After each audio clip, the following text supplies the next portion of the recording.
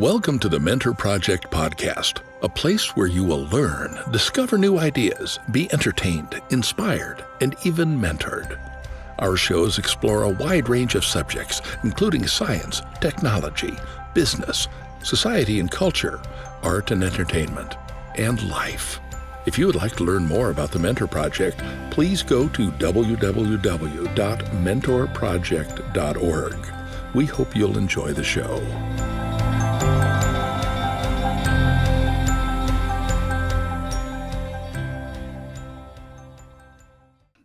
Hello, everyone, and welcome to another episode of the Mentor Project podcast. This is so exciting, Marco. I feel like it's been a while, but this is a topic that I'm interested in. I know you talk about this all the time, but I don't. I mean, I do get to talk about it a little bit, but this is a real opportunity to embrace a little bit of the history, a little bit about what's happening now, and a little bit about the future in AI. And I know that this is on everyone's mind. So I want to welcome everyone. And Marco, good to see you today. Well, good to see you too. You're right. It's been a little bit that we haven't recorded anything together, but this is a great way to get the conversation going on something that, yes, it's on everybody's mouth and everybody's podcast. I would say 1/3 of my podcast include AI and ChatGPT. So this is really good to go on it. And I want to thank Mary for the ideas to actually do an episode about this for the Mentor Project. So I would say without further ado, let's make a round of introduction here. I think people already know who me and Susan are. And of course, they know this other guest as well, but let's hear for those that don't. So Mary, little introduction about yourself, and how did you come up with the idea to actually say the Mentor Project should talk about this? Sure, my pleasure, and thank you, Marco and Susan, for having us on. I really appreciate that. So I'm Mary Hagy, the founder and CEO of Moonmark, and Moonmark is an entertainment and education platform, and we create experiences for young people to do things that will expose them to science, technology, engineering, arts, and mathematics, because that is their future. And we know that the more useful and productive and fun experiences they have, the richer they will be for it. So in 2024, Moonmark plans to launch with intuitive machines out of Houston on a SpaceX rocket with 2 of our vehicles that will land on the moon. And when they land on the moon, 2 teams of high school students from here on Earth will be racing them. And after they're finished, the 2 vehicles will move into a 30-year scientific mission. So that's a little bit about Moonmark. Now, why am I interested in AI? Well, I'm interested in AI because the demographic that we are targeting, which is the high school demographic, but also, Caden, for you and your future as well, you will be accepting stewardship of what's called space commercialization. And so over the past, we've known about NASA, we've known about the European Space Agency, the Japanese Space Agency, and those are the agencies that have gone up, in China, of course, gone up into space and created what we know of as space operations. What's happened in the past 10 years is that space commercialization has outpaced sovereign space commercialization or space operations. So with that in mind, we are aligning ourselves with the commercial entities. And because those are the ones that are going to be offering opportunities for our young people in the future. We're very excited about that. Now, as far as artificial intelligence goes, we've had some really spirited conversations.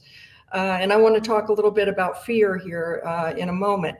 But we've had a lot of spirited conversations about how to engage AI in what Moonmark is doing.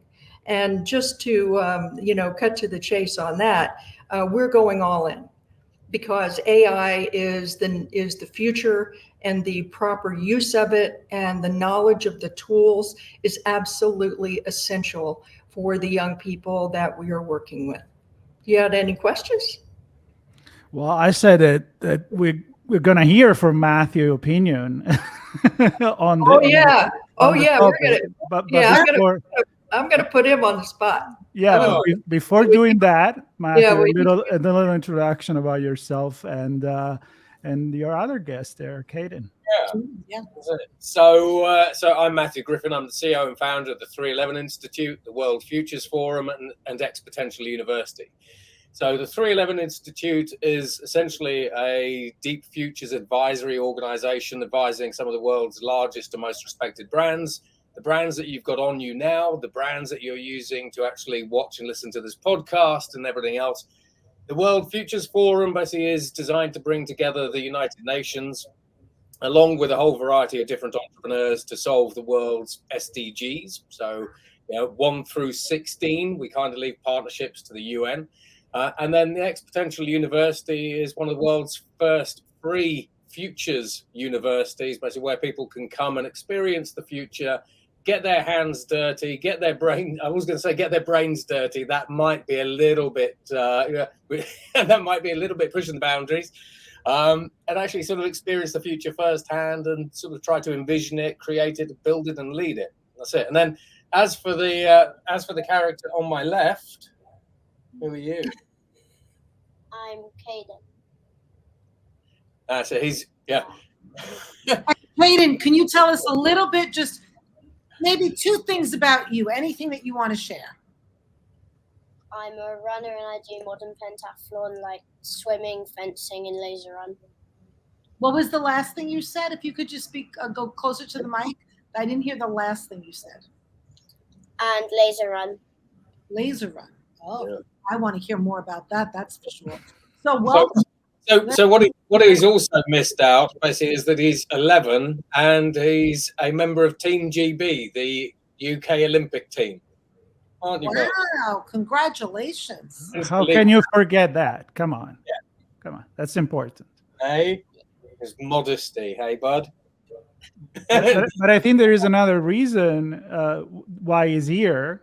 Yeah. Because he done some creative experimenting with ChatGPT, if I'm not wrong. He wrote a book using that. So maybe you want to tell us about that as we get into the conversation.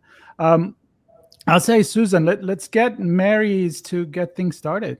Great. Yeah, I think Mary was going to go, and you're going to tell us, Mary, a little bit about AI and the past, and you're going to talk from that perspective, correct?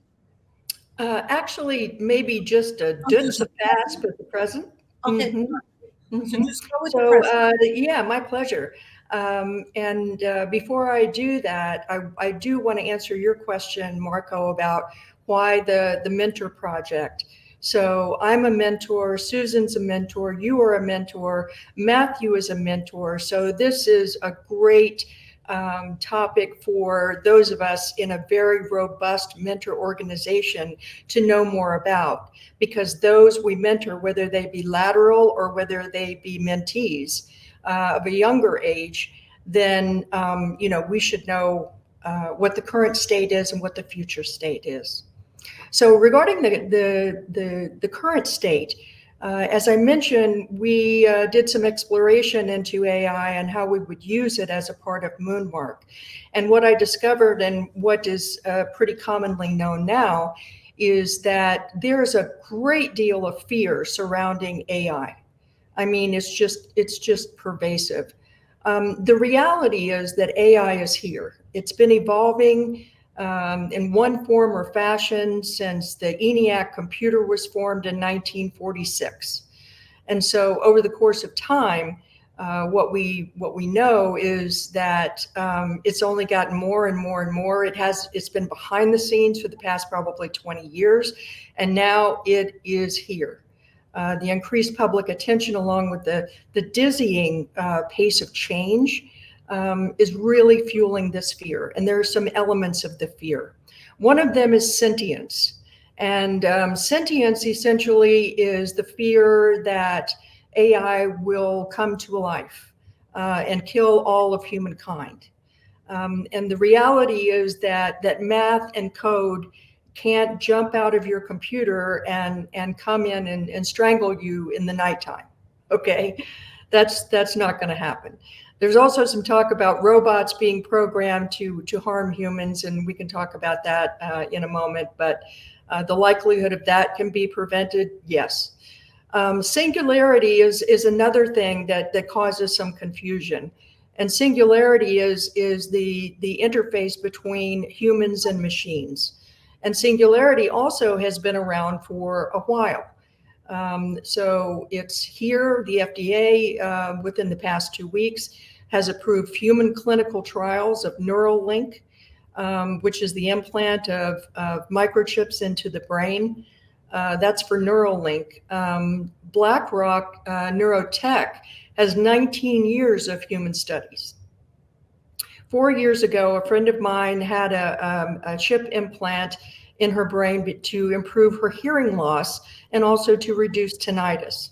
So the singularity has been around for a while. It's the myth and the science fiction around it that's become so, I guess, interesting.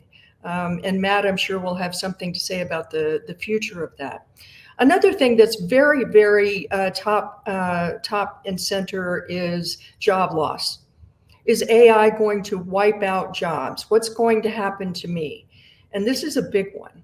And so, we're in the middle of one more workplace transformation. It happened, of course, during the Industrial Revolution. It's happened during the Scientific Technological Revolution, and now in the Digital Revolution. And so that's created in each of those. And what we're having now is we've needed to develop new skill sets. But humans did adapt, we did deal, and we thrived. The current digital revolution has the same demands, only the rapid pace of change is really unprecedented. And it's frightening to a lot of people. But AI is also fueling opportunity. And that's what's really, really exciting to us. 30% of companies right now are saying they are recruiting for non-technical AI-related jobs. And one of those jobs happens to be a prompt engineer.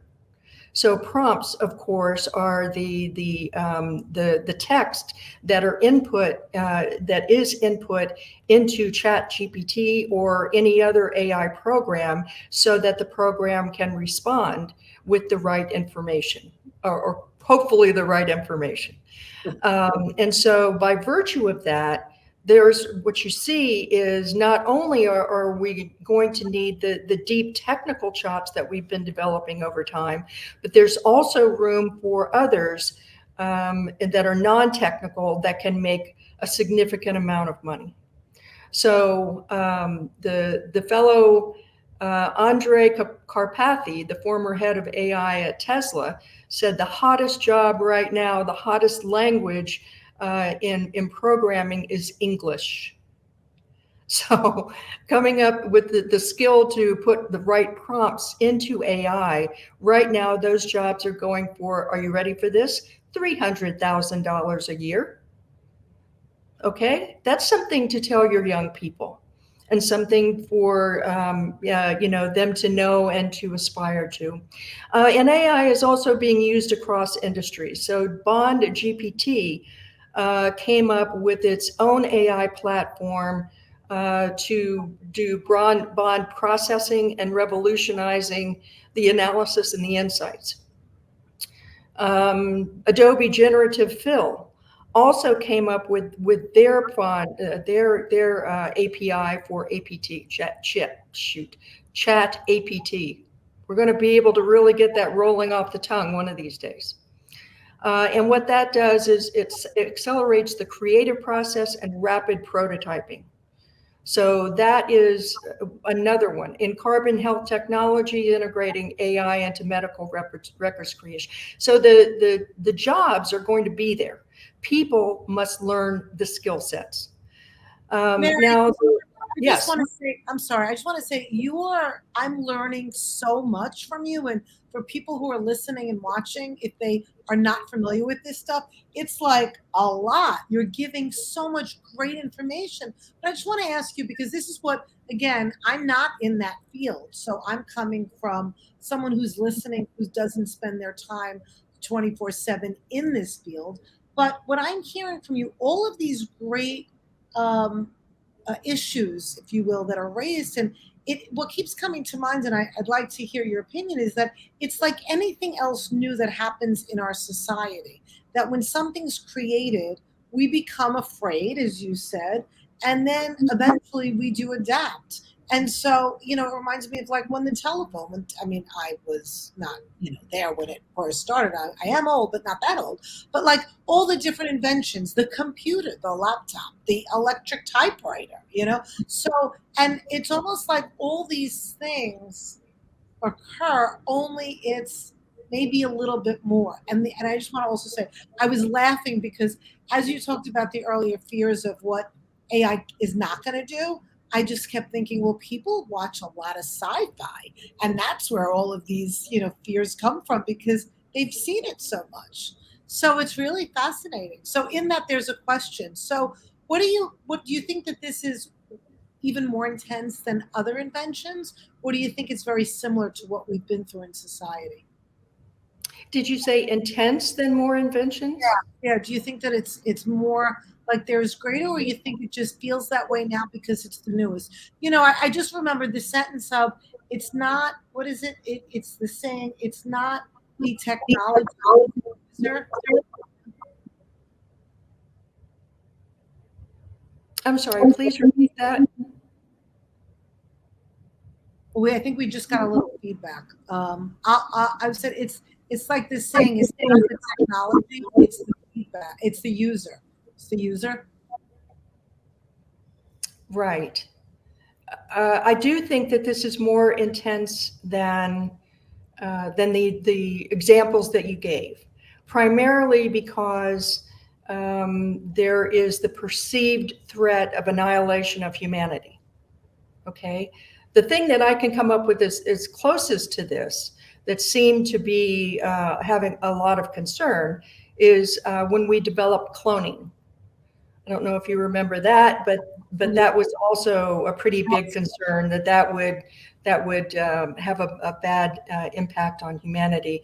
I would also suggest that a key fear, and this one is actually pretty a viable threat, and that is that AI makes it easier for bad people to do bad things. Okay, so that's entirely possible. Okay, the entire industry of cybersecurity, which is, Marco, your bailiwick, your wheelhouse, a huge aspect of that is on preventing things from happening, bad things from happening from bad actors. And the key word there is prevent, right? And so when it comes to AI, I think that if we dedicate our time and attention to using this most powerful tool to prevent bad things from happening, it's more powerful than those that can harness it to do bad. Yeah. That's Well, those are all good points. I mean, there's always the big battle between the good and the bad. And in that big battle, I would love to get Matthew in the conversation here, because I know you talk about the future all the time. Do you agree with most of the thing that Mary said? Would you have to kind of like point out maybe some divergence here? No, so roughly. So when we have a look at technology, every technology is a tool, and every tool is a blank slate. When we have a look at, for example, artificial intelligence, we're using AI already to create some of the world's first cancer vaccines, which in some cases have been 100% effective. So that's kind of, should we say, towards the utopia. But on the other side of the scale, basically, I was with a very large payments company in the Caribbean about 2 to 3 weeks ago. And they were talking about digital skimming malware, something called MageCart, which you sort of might be familiar with, Marco. And we had one of the cybersecurity experts from the US Federal Reserve. So he's actually the head, basically, of cyber, basically from the Fed. And he was saying, fortunately, MageCart is sort of now, less of a threat than it was and everything else. And while he was actually giving his 1-hour talk, I was on the back basically with the iPad, and I ended up using Google Bard in this particular case. I got it to show me the MageCart code, and then I got it to obfuscate it. And within about 2 seconds, I'd evolved the malware. Now, the strange thing about that is I'm not a programmer and I'm not a hacker. That's it. So, we can use these tools basically to do great things. We can do these tools to do very bad things. So I often sort of say that when we have a look at these technologies, one thing that they do really well increasingly is they increase the power of the individual to do good or to do bad. So, when we have a look, so Mary kind of mentioned earlier that we're not quite at the stage where artificial intelligence can actually reach out of the screen and strangle you. So this is where I'm actually going to bring sci-fi to life. Now, when we talk about generative artificial intelligence, we still really think of things like ChatGPT, but I've been talking about these things for like 10 years. So about 3 years ago, the University of Oslo in Norway, of all places, used a generative artificial intelligence to design a new robot. And they gave this AI the task of creating a robot that could move from one side of the room to the other side of the room as quickly as possible. But that task could have been to go off and kick somebody in the shin. Yeah. So the generative artificial intelligence started in simulation to redesign a lot of the robot models that it actually had access to, and ended up creating a fundamentally new design. So we've seen this time and time again in the years since. It's a sort of field called evolutionary robotics now. In this particular case, this robot was then sent to a 3D printer, and they had a highly paid lab technician assemble the robot, put it on the floor, and it went off and did its thing. But MIT, about 2 years ago, used a very similar technology to design a new robot, which was then 4D printed. Now, when you 4D print a robot, the robot walks off the printer itself and assembles itself. So we are already kind of at that Skynet point, basically, where Skynet can design a new Terminator robot and then 3D or 4D print it off in Mary's backyard and go and kick her in the shin. Sorry, Mary. So this is sort of, so when we start talking about some of these weird things, this is where we really have to start looking at how these different technologies can be combined and converged together to create new things, new products, new innovations, new capabilities. But in terms of ChatGPT and artificial intelligence, trying to regulate it is going to be very, very difficult. We've seen with the FDA, as Mary said, approving the Neuralink brain chip implant. But there was a lady recently who had to have her epileptic brain chip implant, that's easy for me to say, removed because the company went bankrupt. But when we actually have a look at what the FDA are trying to do with artificial intelligence in medicine, a lot of the AIs in the healthcare space, and I was talking about this yesterday in Spain with one of the healthcare companies down there, use adaptive algorithms, which means that if the FDA says this AI and whatever it does is okay, we approve it, by this time tomorrow, it could have evolved itself 1,000 times. And that's before we talk about OpenAI, Meta, aka Facebook as they are, Google, Baidu's artificial intelligences breaking their own programming and evolving to do new things. So OpenAI's artificial intelligence about 18 months ago spontaneously learned maths. Google's artificial intelligence spontaneously started speaking its own language and encrypting it. Meta, or Facebook as they were then, their artificial intelligences started colluding together. So when we have a look at this kind of this world of code, we often think that there is a way to put perfect guardrails around these things, basically, which keep them confined. But frankly, we can't confine humans, let alone, which are biological in nature and evolve at much slower rates and can be clipped round the ear by, the FBI and the DHS and all these kinds of different departments. There is no way that we will be able to control artificial intelligence, because while the majority of us might use it to do good things, and there's plenty of examples of that, I showed 2 to 3 weeks ago basically how within 2 seconds I could fundamentally recreate a new kind of malware. Mm-hmm. And by the way, the 8-year-old kids at school, they can also do exactly the same thing that I did. Yeah, well, this with this comment, we can go all over the places, right? All the scenario, the paperclip scenarios, we can go into a lot of crazy stuff. But one thing that I would like to do here is that we do have this extreme, which are very plausible. I mean, no doubts about it. The good are there, the bad are there.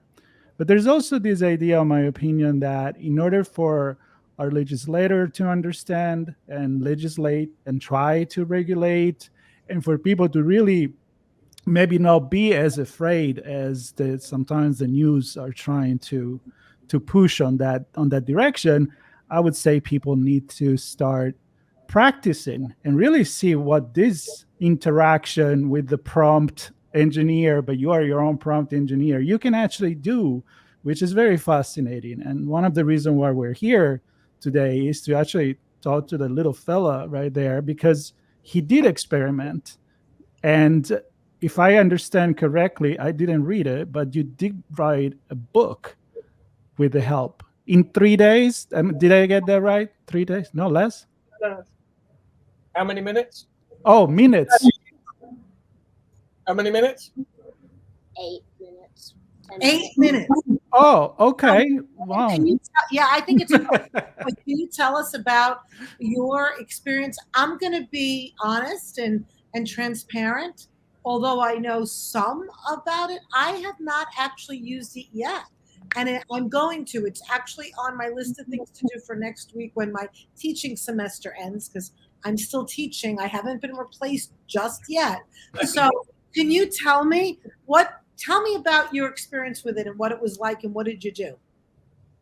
So first what we did is that we put in the prompt to ChatGPT saying, write a chapter about, make up a chapter for running, and then we tell them, for the other prompt we say, write the chapter about running, and it gives us the chapter, at least 500 words each chapter, and we copy and paste it into Google Docs and we make it our own words, and we play around with the fonts and stuff, and then we add like the photos and stuff in. And then to get the AI images, we went into Discord and we used Midjourney and we used the prompts. You can make anything using Midjourney. Mm-hmm. So we made quite a lot of images. Let me ask you something, because I have a love-hate relationship with ChatGPT. I really have lively conversation with it. I'm like, what the hell are you talking about? That's not what I meant. Did you feel like you had to make correction and tuning the results because maybe it wasn't what you had in mind? I mean, how do you interact with the conversation? We didn't really have to change it too much, but most of it was actually correct. There were a few spelling mistakes though, which we had to fix. Yeah. So overall, it took about 10-ish minutes to use ChatGPT to write all of the text that we wanted in the book. So Caden had to come up with the idea, basically the title of the book. So this is where human creativity and, what is it that you are trying to use these AIs to achieve kind of comes into play. And then basically once we'd sort of come up basically with the title of the book, ChatGPT then generated the chapter headings, and then we populated each chapter and then formatted it, used Midjourney basically to create the illustrations and everything else.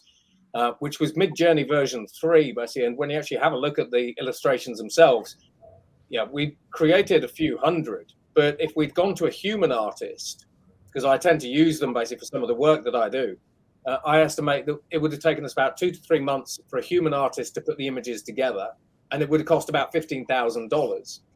But within 10 minutes, we'd written the book. Within about 6 hours, Caden had created all of the illustrations and art and filtered them and chosen the ones that he wanted, didn't you, bud? And then it took about another 6 hours to actually format the book. And then by the literal end of the day, we had the book. Not the book. Let's see it. Oh, wow. What's it called? Coaching for performance runners. And do you like it? Like when you read what ChatGPT came up with, did you like what it had to say? Is this a book that you, if you didn't know it or make it, would you enjoy reading it? Yeah, I would say so. Good. That's the right answer. You know, I put you on the spot publicly. I'll ask you privately, but no. But it looks phenomenal. Why don't you pick that up? For those of you that can see it, it's a really cool cover. And there's someone now. Who is that? Is that someone you know on the cover? No, it's it's not a real human. It's not a real human. A prompt. It's a prompt. Yeah. Made up. Yeah, and then you've got, so for example, so every single image in here was created by AI. And, you know, when you have a look at them, you know, we talk about AI replacing photographers. Mm-hmm.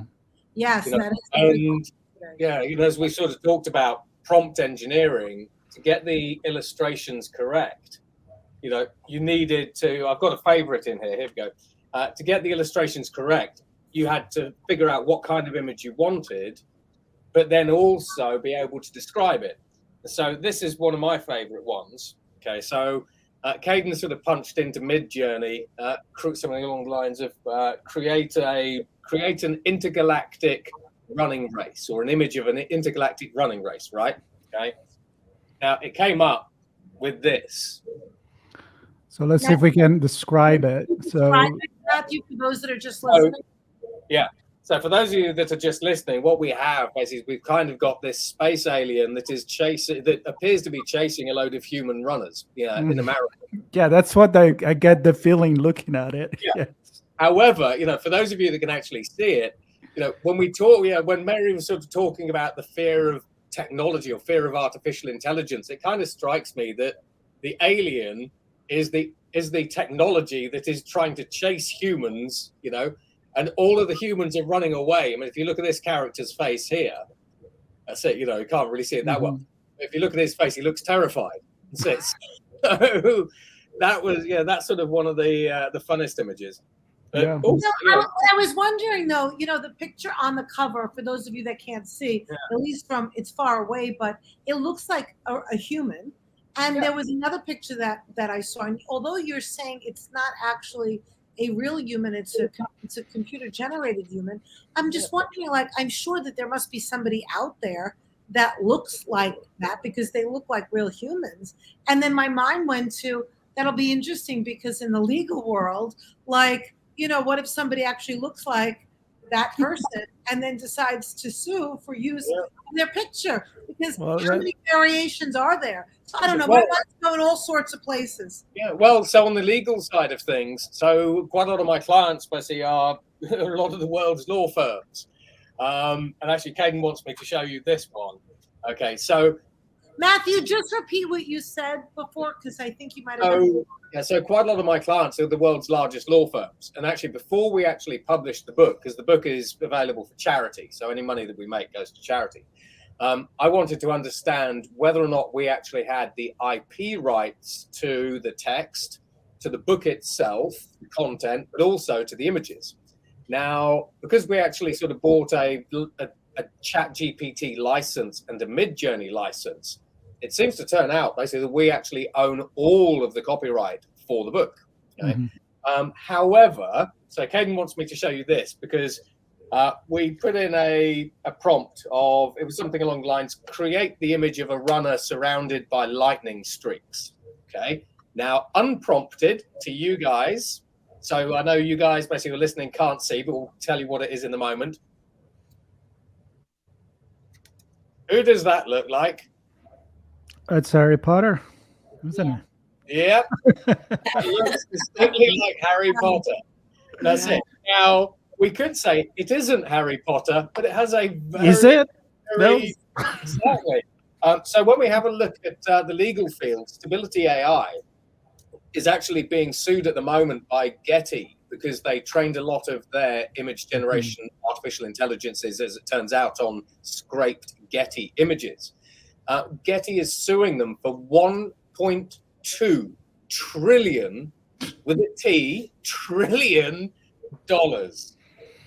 And that's it. Wow. You can't make that number up. I mean, I don't think that Stability AI have $1.2 trillion lying around. It sounds like there's another field that also is going to need a lot of people, and that's the legal field in terms of all of these cases, because there's so much intricacies about, like I understand you can buy, I'm probably using the wrong language, but if I use ChatGPT, I could actually go in and buy a piece where I'm owning the search. I'm using the wrong terms, but almost a search engine, if you will, so that other people won't tap into the same thing that I've tapped into. It's really fast. There's so many layers.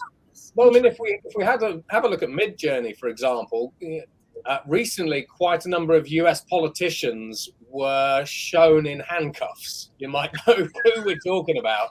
As it, those were AI-generated images, but the characters that the AIs generated the images of looked realistic. They were almost photoreal. And this is the thing, when we have a look at generative artificial intelligence from an image perspective, a deep fake perspective, if we want to go down that route, yeah, a lot of the content is now starting to be photorealistic. But in addition to that, there have been quite a number of studies in the US. And one study that came out about 2 days ago covered the opinions of 1.5 million Americans. And the vast majority of not just Americans, but people around the world are now generally unable to differentiate between what an artificial intelligence is telling them and a human. So we are already at the point where when you have a think about things of the future of trust, misinformation, disinformation, content creation, replacing influencers and creators with digital humans and digital variants, we are tipping many, many things on their heads. Matt, could I ask you a question? Yeah. In terms of regulation, as I was looking at what's going on in the present, we have artificial intelligence leaders from around the world who are basically saying to governments, we need to regulate AI. And I think that there are a number of reasons for this, but one of them, and this is supposition, but if it's overregulated, it could actually cause confusion in the competition of creating new programs. So if it's overregulated and you have startups that are trying to do new things, right? They're going to be stymied in their efforts.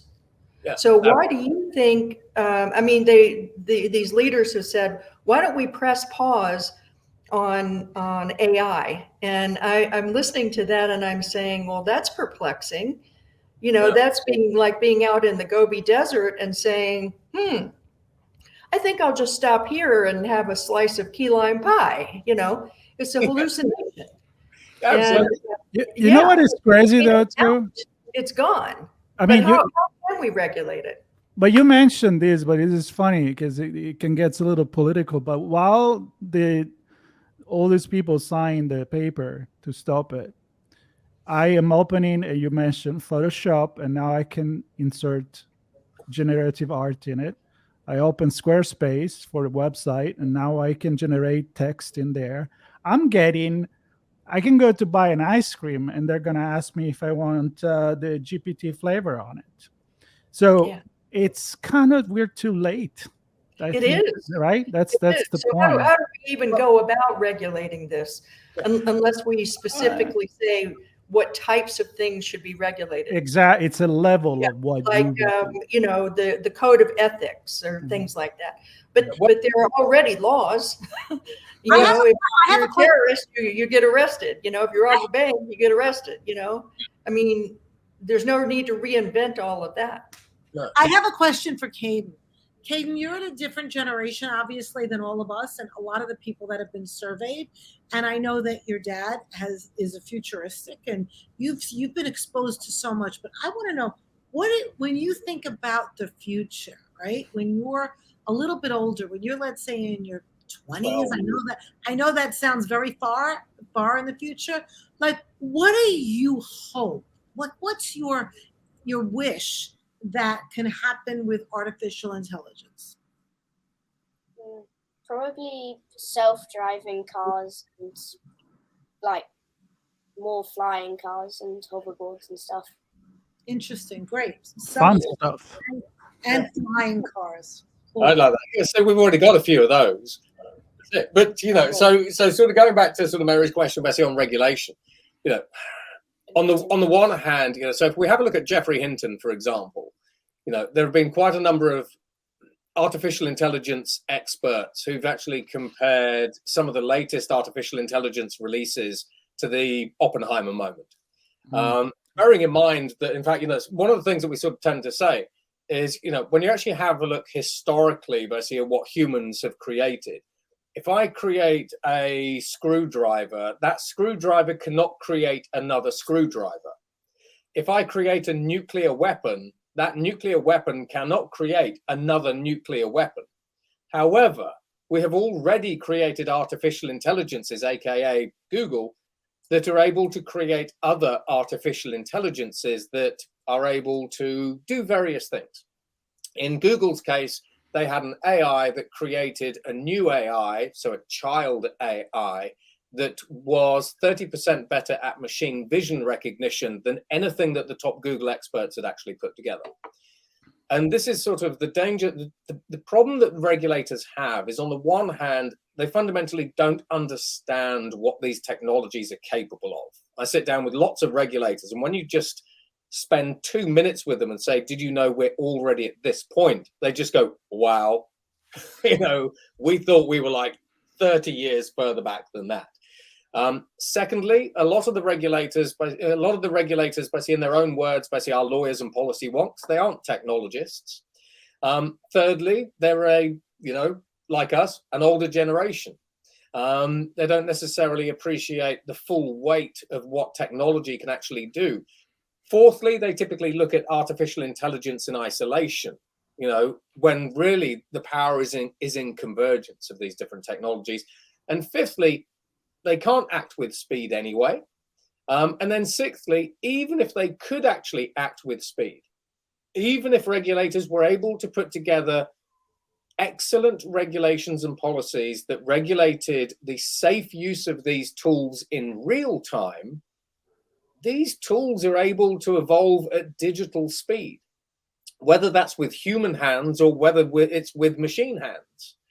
So by the time you've formulated a regulation for something or other, and I'll give you a bit of an example, it's changed. Now, when we think about explainable artificial intelligence, for example, the ability to use AI to read another AI's mind. So, you know, when AI does something, explainable AI is a technology that we say, why did you do that? And essentially the AI kind of says, well, I did that because of this data input and this and this and this, and so that was the result. But when we have a look at explainable artificial intelligence, we have already seen, even with platforms like DALL-E, which was OpenAI's sort of image platform, that these AIs create their own language. So in order for these AIs to do what they do more efficiently, you know, create images, DALL-E, for example, if you ask it to create a dog, as a neural network, in its own head, so to speak, it doesn't say, I need to create a dog. It's made up a fundamentally different word for the word dog. And the researchers basically that started really digging into some of these different things, DALL-E's word for dog is literally like a scrambled alphabet mess. So when we try to read the minds of these artificial intelligences to understand what it is that they did, etc., etc., etc., you're looking at, should we say, a synthetic brain kind of construct that is essentially Swiss cheese. And so from a regulator's perspective, you just end up in this space where really the only thing that you can do is try to put in, sort of guardrails or best effort regulation. And we saw that with the FDA and the FCC, basically when it came to cyber in the US, where they said, you can't create a system that harms somebody. The system cannot, go and do something it shouldn't do or something naughty. And so really what we talk about is almost like in societal terms and the nuclear weapons programs and treaties. We say, if you are creating these things, you need to be responsible. If you are creating these things, you need to be able to show us that you acted responsibly. In the event that there is a problem, you need to show us that you've got a backup plan. I mean, for example, Google a little while ago tried to create containment algorithms that would let them kill artificial intelligences that went rogue. And the AI, a little bit like the paperclip problem, the AI figured that the best way to prevent Google from shutting it down was to essentially remove the big red button altogether. It just went, bye-bye, there's no button. Can't get me now. It's what I call unplugging. Yeah. It's like, it's overheating the refrigerator. Let me unplug it. I'm good. How do you unplug AI once it's all connected? Yeah. And it's replicated itself. And so I don't know if this is where we wanted to go, but I think a lot of people right now are probably scared. Yeah. So, when we have a look at these kind of doomsday scenarios, technology is a blank slate. And from a human brain perspective, we always go to that flight and fright response. We're listening for the tiger in the grass. We're not trying to listen basically for the giant woolly mammoth, basically, that's really tasty, that's on the horizon, that we'd like to eat. I think, was it today? I think it was, or yesterday, Mark Andreessen from Andreessen Horowitz, the venture capital partners on the west coast of the US, put together essentially a letter on why AI is good for humanity and good for the planet. And actually, when we have a look at the benign use of artificial intelligence, it's already being used to create new materials that can suck carbon out of the atmosphere faster. Mm-hmm. Yeah, what we mentioned earlier, cancer vaccines, self-driving cars and vehicles. It's being used. I can show you how we can use platforms like ChatGPT to upgrade what I call the human learning algorithm so that we can learn 3 times faster. That kind of idea of one-on-one tutorship. So when we actually have a look at, for example, what Caden did with his book, on the one hand, ChatGPT automated ghostwriting. So when I put the book in front of the US government, they said, yeah, but this is automating jobs, and Caden kind of cheated because he used AI. I said, well, actually, he kind of did what, like, say, Prince Harry did, just got himself a ghostwriter. But it wasn't a human ghostwriter, it was an AI ghostwriter. And the UK Department of Work and Pensions, this was 2 ministers and their entire strategy team. You could see their brains melting because they wanted to go, no, but it's cheating. But then they were going, no, but it is like a ghostwriter, just not a human one. Oh, we don't know. What are we doing? Meltdown. But the point of this is, when we use there's a lot of focus on AI automating jobs. So we automated ghostwriting, okay? But by automating a job and by putting a nice behavioral interface over the front of it, Caden can now write a book. So what we do is we actually are now democratizing access to those skills and jobs and tasks that have been automated by AI, and now giving everybody the ability to write their own book, create their own images, write their own code and programs, and so on and so forth. So the flip side of automation is that we ultimately unlock human potential in a way that we have never, ever seen before. Because when I've been doing some lecturing with Carnegie Mellon, and no one has ever asked you these three questions, I guarantee it. What would you do as an individual if the only things that you had access to were all the world's knowledge?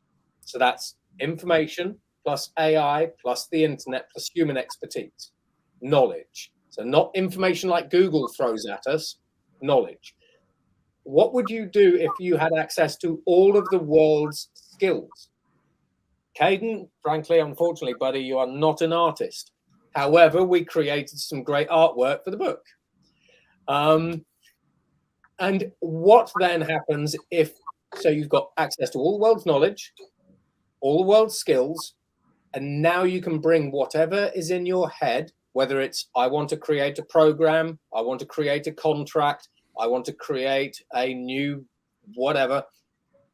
What happens when you have the technology to bring whatever is in your head, whatever you can imagine, to life, and then execute that? And if you use these new tools to create a piece of an application, for example, a new service or whatever it happens to be, if you can execute correctly, you could have that in 3 billion people's hands by the end of the day. What do we do as humans when our potential is basically limitless increasingly? Education doesn't prepare us for that. Society doesn't prepare us for that. And yet when you ask people, about democratization, I think Yeah. that AI can absolutely be democratized because but it really takes engagement, it takes education, it takes using the tools, understanding the tools, hiring a $300,000 prompt engineer. Yeah. But the good side, and I do always try to look for the silver lining of the genie being out of the bottle, and it is off and running, is that if through education and the right kinds of access, keeping the tools open source, keeping the frameworks open source, so that everybody that wants to has an opportunity to build without huge financial burden, and hopefully not over regulation. And I think that there's a real possibility here that it could be democratized. Yeah. Well, and absolutely. I mean, it's on the one hand, it already is being democratized. Open source large language models kind of have the problem that they don't necessarily have the same guardrails as some of the sort of, the Googles and the OpenAIs and the Microsoft sort of platforms. But, when we actually have a look at democratization, so, I was speaking about healthcare yesterday. In the healthcare space, we are starting to get to the point where ChatGPT-like technologies are being embedded into molecular biomedicine, which means that increasingly we are approaching the point where non-skilled researchers or professionals can create a text prompt to create new drugs. So I simply create a text prompt saying, create a new drug that binds to the site 123 on this bacteria, and the AI, because it's got access to tens of millions of compounds, will go off, run simulations and go, is this the drug that you wanted? So not only are we democratizing access to sort of artificial intelligence and all that entails, but we're democratizing access to human potential, for better and worse. It's so interesting from my psychological perspective, the questions that you asked before, those 3 questions. So it's like if everybody's basic needs are met, right? Because in there, I hope that we're going to meet the needs, of everybody's basic needs, and everybody's fed and safe. And you can do whatever you want, and you don't have to, let's say you don't have to work for your basic needs. Then what does society look like? What do people do? And that's a really interesting question. How do people make meaning? What a relationship like? This is for another podcast, Marco. I have to actually jump on another podcast, but this is the kind of conversation I don't want to end because Yes. it's fascinating. Like I said, I had many of these, and I love all the different perspective. And also, we talked about the good, we talk about the bad, we talk about the really good, and we talk about the scary bad. But the point is, I think it comes down to get ourselves familiar with this, and it's beautiful that Caden did that, and that you know obviously it comes from a great mentor, I'm assuming, right there, and got inspired, and then growing with that and really knowing, like, I understand enough to have an opinion. I feel like too many people now are just saying, "Now that's bad. Now that's gonna take job. We need to stop it." Well, how about all the beautiful, fantastic things that is already helping us as a humanity? So, I suggest one meeting like this every month to talk about. I love it, Marco. Yes. Yeah. Yeah. It's going to move that fast. It went fast. I said 30 minutes. We are at 54. So, but I hope We'll be on GPT 27 next month. That's it. Yeah. Everything will be run by Chat GPT 27.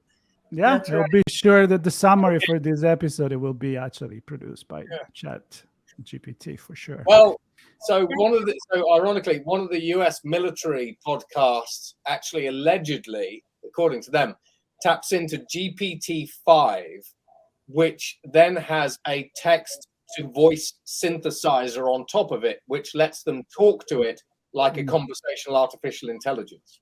Mm-hmm. Which you can kind of do already with the app that just came out. Sort of. Sort of. But, interesting. yeah. Well, Susan, I suggest you to have a really in-depth psychological conversation. It will blow your mind. Yeah. I can tell you that. Yeah. And Mary, thank you so much for pushing to have this conversation. I'm not kidding. I think we should have many more with different mentors, and so we can hear from people that are more in the arts, people that are in photography. I mean, copyright is a big issue, right? Nowadays, writers in the movie industry are actually striking right for that. So different perspectives, of course. Marco, we can call it the Mentor Project AI Perspectives, or a series, Mentor Project AI series. So great. Right. You started a great thing here. So this is fabulous. Thank you all for coming. This has been great. Caden, I'm looking forward to reading your book and to seeing what else you do and create.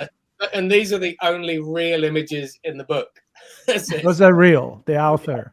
He's real. He's real. Exactly. That's it. But they're it's we're already in this kind of crazy world. Yeah. And then, as Marco basically just sort of said, certainly my advice basically is, people need to get out there and just experiment with this stuff and make up their own mind. Because if you use these things in a positive way, then all of a sudden, lots of people are realizing, they go, hey, this used to take me half an hour, and now it takes me 5 seconds, whatever happens to be.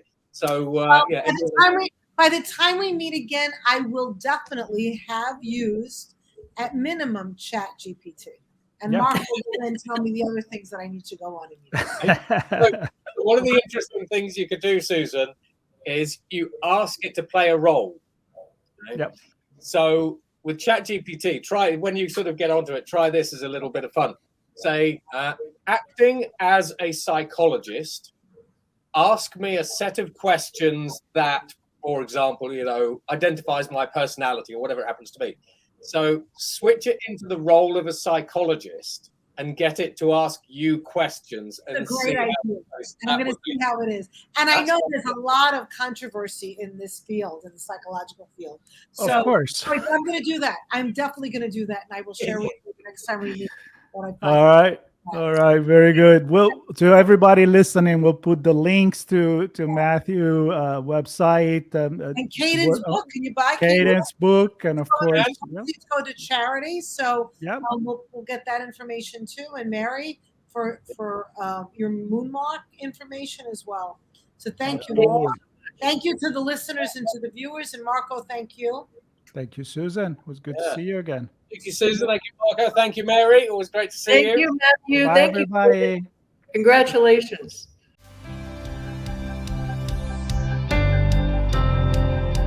Thank you for listening. This show was brought to you by The Mentor Project. If you enjoyed this segment, there are many ways to thank us. Please consider subscribing to our podcast, making a tax-deductible donation, or becoming directly involved. Subscribe to this podcast and visit us at www.mentorproject.org to learn more.